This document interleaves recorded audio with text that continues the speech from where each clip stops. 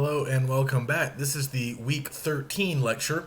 So I would like to continue our work with argumentative writing. We introduced some of the key terms and concepts that go along with argumentative writing last week. So I just want to sort of pick up where we left off. I want to briefly review some of the stuff that we went over last week, and then I would like to introduce a few new concepts that we can add to our tool belts as we get ready to get started soon on Essay 4.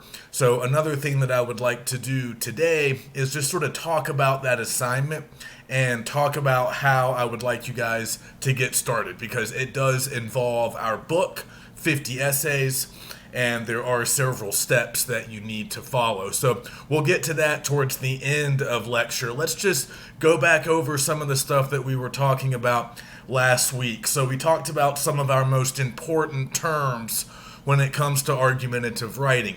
Things like claims, various types of support for our claims. So we talked about trying to put reasons and evidence along with our claims. Okay, so we're going to be developing a lot of original claims in Essay 4. And as we said, a claim is simply a debatable statement. It is somewhat controversial. Not everybody is going to agree with it, and it has the potential to spark debate. So we made that basic distinction last week between a claim and a statement of fact. A statement of fact is simply an obviously easily provable statement that's just true, and almost everybody will agree that it's true. It's not really going to lead to a debate or to an argument. So we talked about that distinction. We talked about the ways that we can support our claims. So we talked about both reasons and evidence and how they often go together, and they can often be almost interchangeable in the way that we use them. So we talked about how a claim is really only strong if it has strong support, if there are good reasons and strong evidence. So we've already looked at my sample claim of making college free or cheaper. We said that higher education currently is too high, too expensive in the U.S. So that was my claim. And then remember, we offered several reasons. We talked about student debt, the cost of books, the difficulties of applying for financial aid, or maybe I mentioned some other things, but those were just some potential reasons. And then we talked about some potential evidence that we could provide, largely statistics. We could provide numerical evidence, numbers, to back up our claim. But there were some other forms of evidence as well. We could also talk to students. We could conduct interviews. We could conduct a survey. We could gather information that way. We could also consult experts. We could bring in testimonials. Expert opinions would be one type of testimonial, and then talking to students who have firsthand experience with this topic, that would be another type of testimonial. But we mentioned research, and we are going to be doing some research for Essay 4. So when we conduct research, largely what we are doing there is consulting people who have worked in the field, people who have worked in this area on this topic, scientists, professors, experts, people who have published on the topic. So we can provide reasons and we can provide evidence to support that claim that I'm making, that debatable assertion about lowering the cost of college, the need to lower the cost of college. So we went through all of that. I also mentioned that eventually we will need to respond to our opponents. So if you are developing good claims, and if you eventually develop your own original argument, part of the way that you know that you're on the right track, part of the way you know that you are working with a debatable argument, with debatable claims, is that you will be able to see opposing viewpoints. You'll see other positions, the opposing positions. You will read about what some of your opponents have to say. Because again, not everybody is agreeing with you. So you need to be acquainted, at least a little bit, with some of the opposing positions, some of the opposing viewpoints, and then in your paper, you'll be able to respond to some of those. So that's important. And we talked a little bit about just the general organization of our arguments. We don't need to get into that too much yet. We'll talk more about it as we're actually outlining and getting moving on essay 4.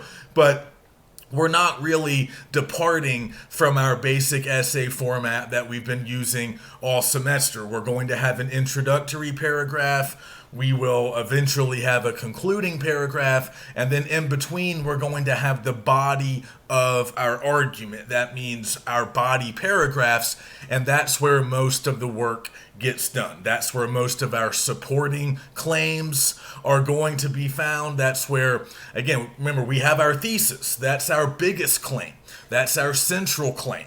And then we're going to have supporting claims that we develop in our bodies that all tie back to that thesis. They all support the thesis. But then within those bodies, we have to support the supporting claims, right? Each one of those supporting claims needs to have reasons and evidence supporting it. So obviously the body of our argument is what we're going to spend most of our time on.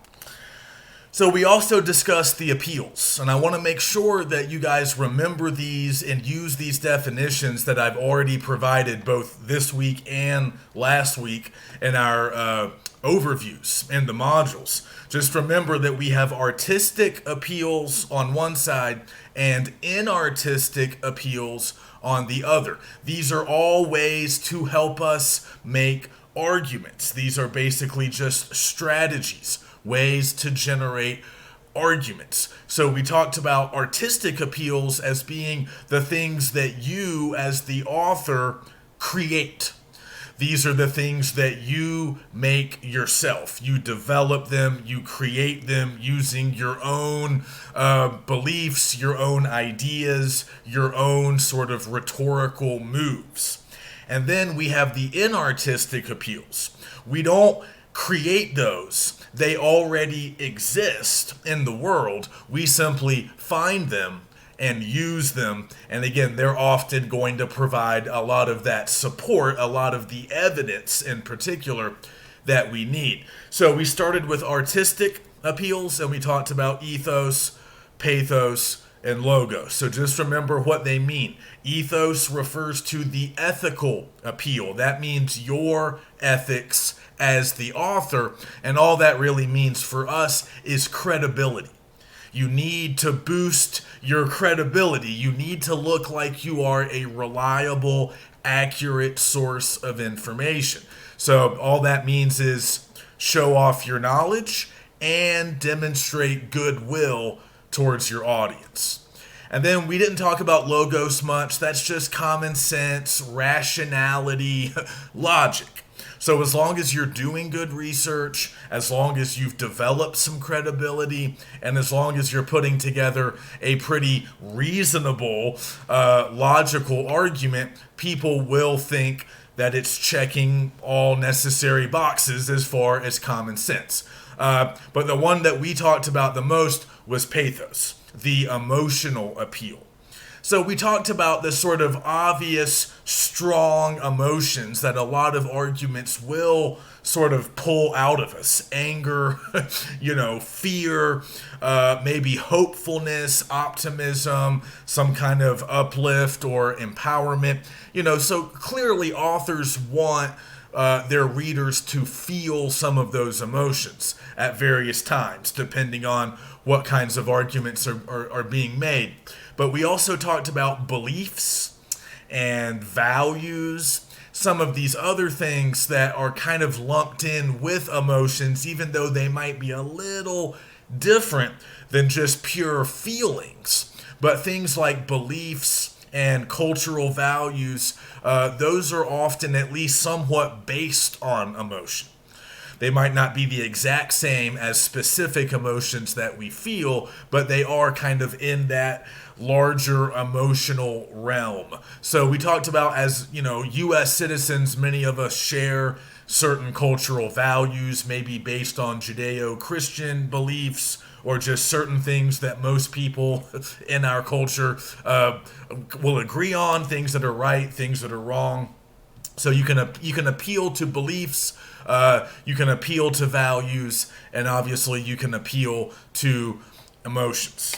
So we talked about that, and then we talked a little about inartistic appeals, and we'll talk more about those today. But as I mentioned, when we talk about inartistic appeals, we're really just talking about the type of evidence that we will find through research. That's largely where we're going to get that stuff. So let's talk a little bit more about the inartistic appeals. That's one of the sort of newer things that I wanted to do here this week. So we've already kind of covered these categories, but let's just go through them again, get a little bit more specific, and I've offered these terms and definitions in the Week 13 overview. So we talked a little bit about anecdotal evidence last week. I think I mentioned that term, but I went ahead and put it in the overview so we can see it. I want you guys to remember our narrative unit, because anecdotes are brief narratives. These are extended examples, basically, and they detail the experiences of somebody. Maybe somebody that you read about, it could be somebody that you personally talked to, or it could be your own personal experiences. But the thing about anecdotes is they normally take the form of a brief narrative, a brief story. So there will be, characters, things will happen, there'll be some kind of a theme, some kind of a narrative point, some, moral to the story.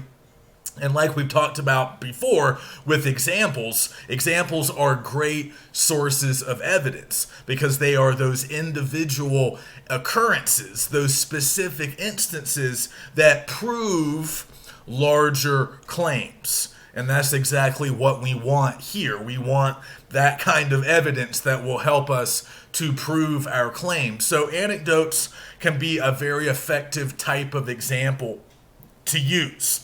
And then we can obviously use additional examples, shorter examples, other specific occurrences or instances that will help to illustrate or prove our claims. So we love examples. We've also talked about testimonials, and I've mentioned that there are two types, right? Testimonials are just the words of other people, often in the form of direct quotations or summaries. So again, we can consult the experts. We can talk.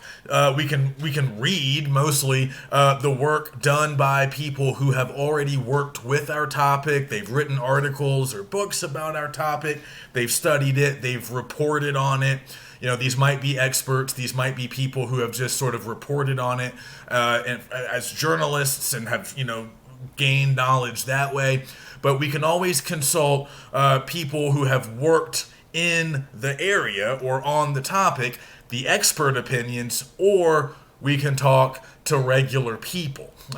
And if we have relevant experiences, of course, those are fine too. But testimonials typically come from other people, the words of other people, another good form of evidence. And again, many of our sources, many of the sources that we find through research will provide some of those expert opinions that we need. We've also discussed numerical evidence. So statistics, dates, times, measurements, proportions, percentages, whatever. Numerical, statistics or any kind of numerical evidence is very effective. It's generally regarded as true and reliable, not always, but certainly we can use numbers. Typically, this stuff is viewed as reliable. It can be a little bit harder to fudge statistics than it might be when with other forms of evidence. So typically, these are viewed as reliable. And again, you can find a lot of raw data, through research. But then you have to figure out how to use it. And it's not always as easy as it might initially appear, because some of those statistics might have to be explained a little bit. They might not be, 100% self-explanatory to your audience. You might have to frame them, explain them, provide a little bit of additional context, but certainly you can use statistics or any kind of numbers as evidence. And then finally, graphical evidence. I wanted to mention these. This just means images, charts, graphs, or any kind of illustration diagrams, anything that might be able to provide visual aids. And we can often find these through our research as well. And we can import them into our paper if they come from one of our sources. And these can also be an effective form of evidence. So just, that's pretty much everything that we talked about last time. Just make sure that you remember the appeals and just get ready to develop claims. Like I said, we don't need to worry too much about how to argue. We already know how. Arguments are all around us. We make arguments all the time. We engage in various types of arguments. So we already get the basic structure of an argument. We already pretty much know how arguments work. So if we can just start developing claims, once we choose our topic, and we'll talk about that in a moment, once we start developing original claims, we can then do some research, find the evidence that we need, and then we can start putting Essay 4 together. But just to give us a final look or a final thought about the overall structure of a successful argument, even though it is familiar, I went ahead and put in the Tolman model to the week 13 overview. This is an interesting way to just sort of look at the different steps or levels of an argument. But again, it's not new to us. Stephen Tolman was a British philosopher who was trying to create an argumentative structure or framework that sort of mirrored the way people make arguments in real life. He was trying to get away from sort of highly academic approaches, and he wanted to just recreate the way normal people argue. So he really identified three major components, as you can see in the overview. The claim, that's at the top. We've already talked about that. And then reasons/evidence beneath the claim. We've already covered those two elements. But then he also includes the warrant. And we didn't talk about this last week. This is something that often remains unstated, unsaid. But it's like an underlying assumption that I, as the arguer, whether I'm making a public speech or whether I'm writing an argument, I, the arguer, have to share certain assumptions, certain beliefs with my audience in order for my argument to work. So one thing that you have to remember as you're getting started on arguments of your own is to think about the audience. You need to think about audience and purpose. And that's really true before you get started on any essay, but especially for an argument. You need to make sure you know what you're trying to show us, what you're trying to prove, and also you need to think about us, the audience. Think a little bit about what we expect. Think a little bit about what we know, what we need to know in order to understand your argument. And just keep in mind, your audience is going to be a little bit bigger than just me. Obviously, I am the most important audience member, but we might be able to do some peer review depending on what kind of participation I can get. It's always tough in an online class, but potentially your classmates could be audience members, friends, family members, other peers, anybody that might look at your draft. And it's good to have other people take a look at your draft, people you trust, people who can give you constructive feedback. So really, even if a lot of these people never do look at your draft, you should think of your audience more in terms of potential. Who could read your draft? Conceivably, potentially. And almost any classmate, almost any peer, and certainly me as well, we could all fall in that group. So think a little bit about what your audience most likely believes pertaining to your topic. You're making sort of educated guesses. You obviously don't know exactly how every individual person who might read your draft, you don't know exactly how they feel about everything, but you can make certain educated guesses just sort of based on majority opinion, based on what you do know about your classmates or me or whoever else might be a part of the audience. Because the warrant is this, like I said, it's an assumption. It's like a bridge, sort of. It's a shared belief that will sort of serve as a foundation for your argument. So the example I plugged into the overview, just again, returning to my claim from last week, we should lower the price of college tuition in the U.S. or just make it free, whatever. We can make that claim as strong as we want. We've already talked about some of the reasons and evidence we can offer in support, but then look at the warrant.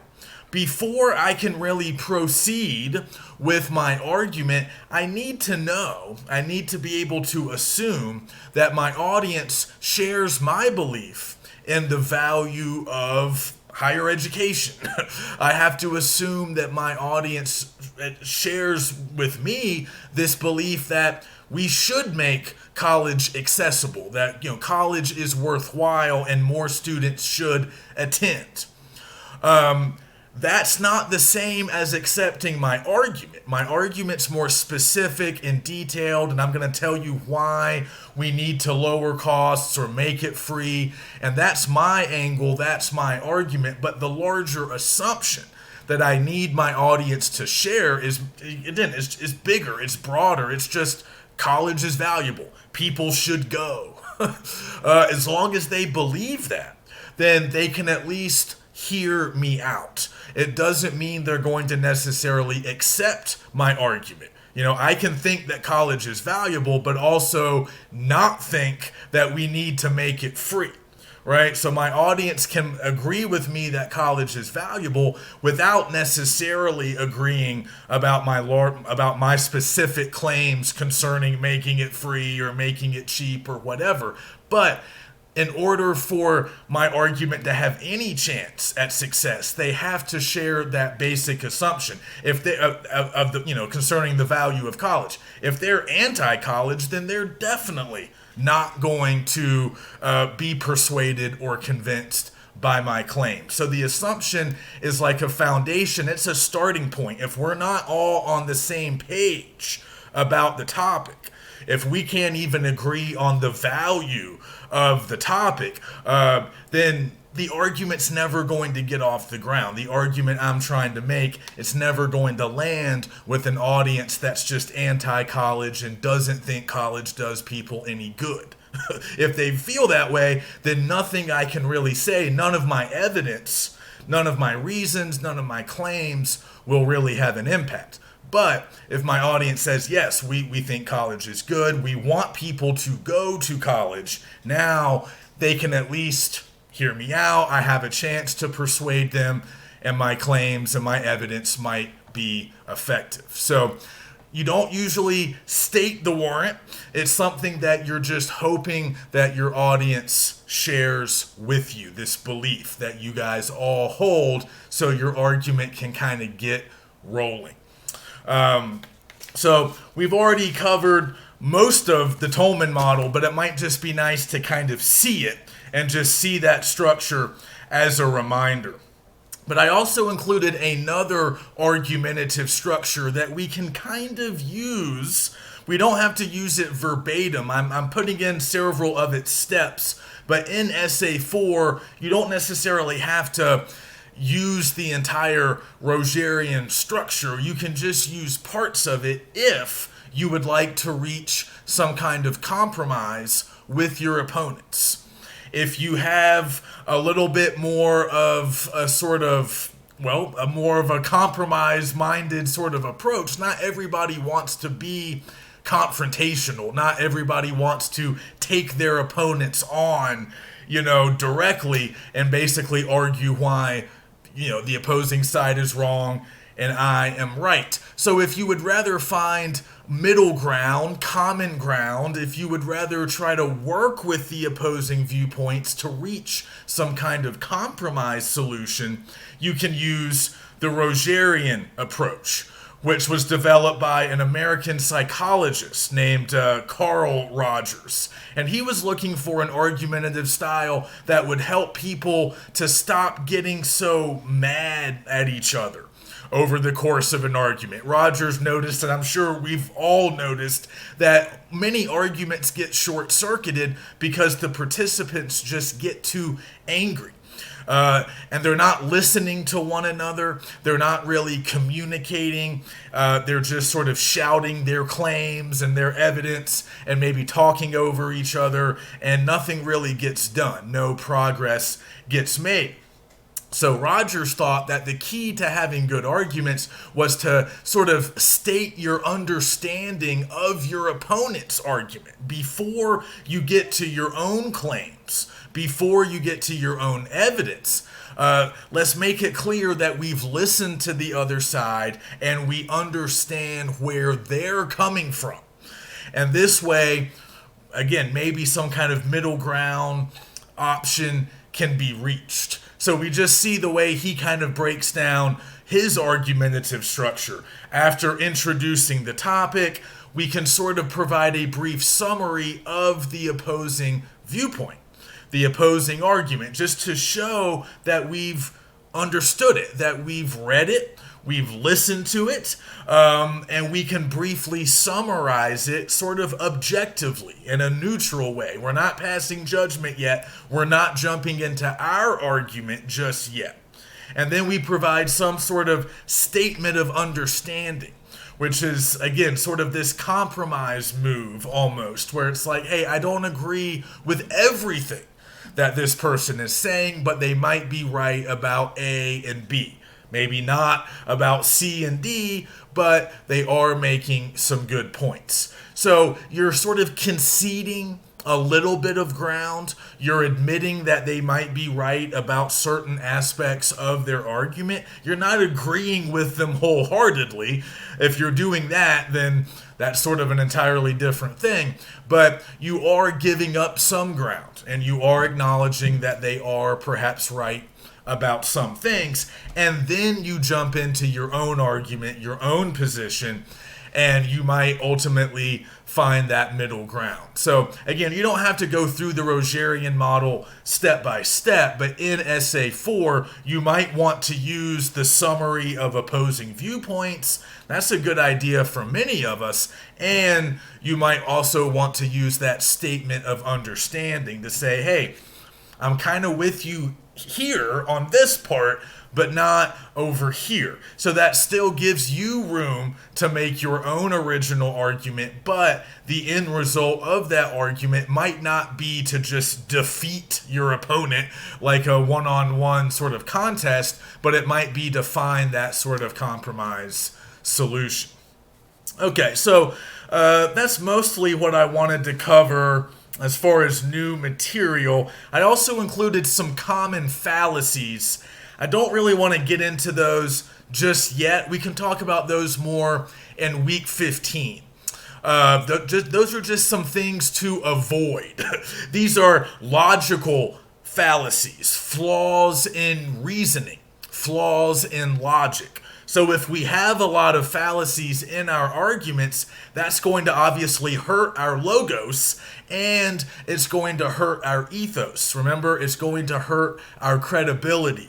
It might make readers suspect that we're not reliable because we have these sort of illogical, these flawed points. So we can avoid these common fallacies, but I'll talk about them a little bit more in week 15 as we're actually putting together our arguments. For now, I want to jump ahead and talk about how we're actually going to get started on Essay 4. So this is kind of a multi-step process, and you need to start with your book. You need to start with 50 essays, and you need to select an essay from the book. If you guys look, there's multiple different sort of tables of contents at the beginning of the book. You may have noticed that.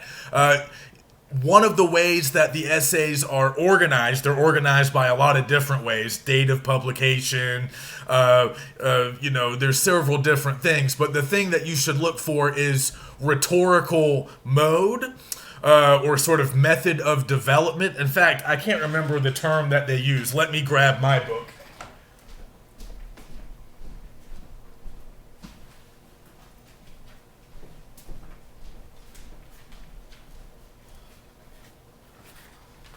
So we see a table of contents by chronological order. We see a bunch. They pair some of them together. Theme, purpose. Yeah, rhetorical mode. That's the one you should look at. The table of contents by rhetorical mode. So they're using the same classification system that we've been using. They break the essays down into examples of narratives, examples of descriptive writing, examples of process analysis, examples of examples. And then if you flip the page, the final classification, the final group or category is argument and persuasion. So you guys can choose any essay in the book. It doesn't matter if it's been assigned or not assigned. We've only read a relatively small percentage of the total essays.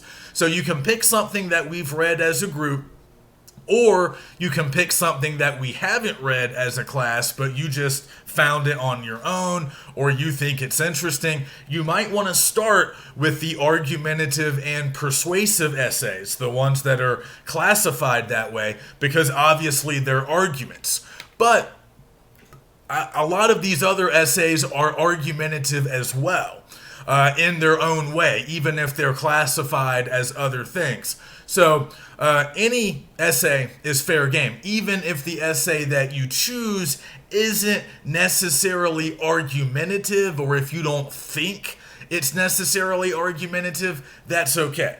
We are just going to use one of the essays from the book as a starting point, a jumping off place, a way to get started on the essay. So you select the essay, and if you've already read it once, great. You might remember it pretty well, but go ahead and read it again. Refresh your memory. Let's not rely on our memories. I've probably told you already at some point this semester that the human memory is not very good at remembering things that we read. So go back and read it again. And obviously, if I didn't assign that essay, you need to read it for the first time. As you're reading, figure out what the topic of the essay is. What is the subject matter? What is the essay covering? What is the essay talking about? And then you need to try to identify some kind of thesis at work in the essay. Like I said, we might not think all of these essays are very argumentative, and some are probably more so than others, but I think they're all making a point of some kind. They all have a purpose of some kind. So even if it doesn't strike us necessarily as an argument, we should still be able to find the larger point or the larger purpose that the essay is trying to make or achieve. And like I said, many of these essays are very much argumentative. So if you work with any from that final category, like Malcolm Gladwell's essay, which we read last week, it's clearly an argument and he clearly has a thesis. So I do recommend trying to pick an essay that does have a relatively easy to find thesis. You can use anything, but if it's really hard for you to locate the thesis, that's just going to add a little bit of time and work to the process. You might want to grab an essay where you can tell pretty easily what the author is saying, what larger point the author is trying to make. And then you need to determine if you agree with what the author is saying or if you disagree. So this is how you arrive at your own original argument. You can either help to support the argument that the author is making in the essay, or you can take on the author. You can view the author and the viewpoint that he or she represents as your opponent, and you can challenge them and you can make an argument in opposition to them. So you can go either way, but you need to make some of these decisions really this week.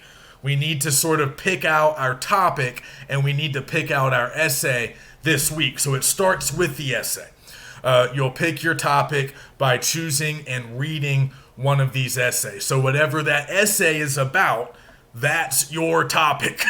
All right? You're going to be writing about that topic too, either in support of what you see in the essay or against what you see. So I just put a few basic steps to help you get started, some basic kind of pre-writing stuff. But remember, for an assignment like this, we really have to do some critical reading before we can get into a lot of writing. So you might have forgotten this stuff. It's been a while, but way back in week 1, we talked about being an active reader and reading with a pen in hand. This might ring a bell. I said we don't want to be passive readers. We don't want to read with the TV on and 10 browsers on our computer and our phone sitting right next to us and talking to our friends, right? We want to be active. We want to be focused on what we're reading, but also we want to annotate. That means take notes as we read. We want to underline or highlight important passages or sentences. We want to jot down some notes in the margins as we're reading. This is really important here in Essay 4 because we're responding to some of the stuff that we see in the essay. So we need to make sure that we are remembering some of the key claims that we're seeing in the essay. And if we can find a thesis or something that sounds like the author's thesis, that's a great thing to underline or highlight. But we can also just underline or highlight any important claims that we see in the essay. We can flag some key evidence, but also jot down some notes just for yourselves, just to help you remember. This is especially important if you're working with complex arguments, complex ideas, stuff that has multiple parts. You have to break it down, maybe analyze it a little bit, but explain some stuff to yourself. That can be a very good thing to do with annotations. You can kind of translate from the author's language into your own language. Take complex ideas and put them in your own words. Jot them down in your notes, in your own words, so you can better work with those ideas. You can understand them a little bit better and then use them later. So that's always a good place to get started. And again, you might want to even go back to the week 1 module. I think I posted some info about annotations. But just things like, I think what he means here is blank. Or this reminds me of blank. Or I don't understand this sentence. I need to look into it more. If you find words that you don't recognize, look them up. Maybe jot down little definitions so you remember. Very informal. They're just notes. Just like the notes that you would take during a lecture, annotations are just notes that you take as you read, but they serve the same type of purpose. So, that's a good thing to do early on once you've selected your essay And again, and write down the topic. That's something else that you can put in your notes. Make sure you know the topic, because that's your topic. That's now your topic. And make sure you know what the author is saying so you can decide if you agree or disagree. Now, once you've done all that, once you've selected your essay and settled on the topic, you can start our traditional pre-writing steps. So that means brainstorming, free writing, clustering, all of those idea generation activities that we've been using throughout the semester. Start with some of those, get some more ideas down on paper, and then you can start thinking a little bit about your thesis. You can sort of get a rough draft of your thesis. You need to start thinking about your overall argument. What position are you going to take? And now, if you agree with the author of the essay, that's great, but you can't simply repeat their language. You have to come up with your own original thesis that does support them and agrees with them, but you have to do your own thing. You can't just completely piggyback on what the author's already done. You can use some of what's in the essay, but we really are ultimately constructing our own original argument. So at a certain point, you're going to sort of leave the author of your essay behind. You're going to sort of start with the author, and you're going to talk about the author's ideas and claims a little bit, their argument, and you'll start there, and you might even use a piece or two of their evidence, but then you're going to move into your own argument, your own research, and your own claims. So again, the essay and what the author of the essay is doing, that's a starting point.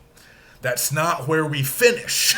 We need to finish with our own original argument. But certainly, you begin by working with the essay. But once you're pre-writing, you need to be thinking about your own argument.